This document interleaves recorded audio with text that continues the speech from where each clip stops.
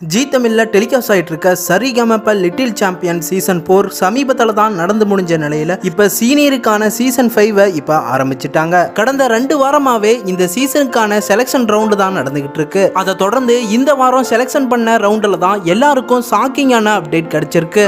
அதாவது இந்த செலக்ஷன் ரவுண்ட்ல நடிகை தேவயானியோட மகளும் கலந்துருக்காங்க.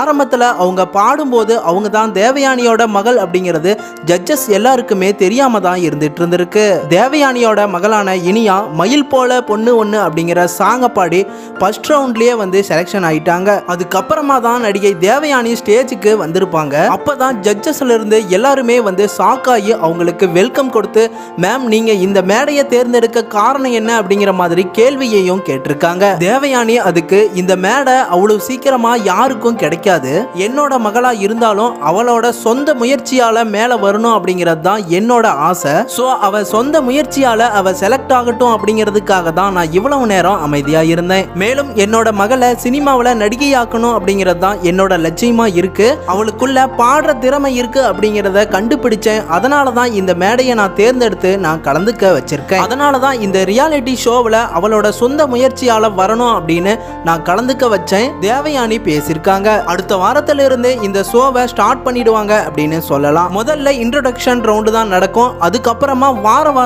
அவங்களோட பர்ஃபார்மன்ஸ் எந்த அளவுக்கு இருக்கு அப்படிங்கறத வெயிட் பண்ணி பார்க்கலாம். அடுத்த அப்டேட் தெரிஞ்சுக்க சேனலை சப்ஸ்கிரைப் பண்ணிட்டு பெல் ஐக்கனை கிளிக் பண்ணிக்கோங்க.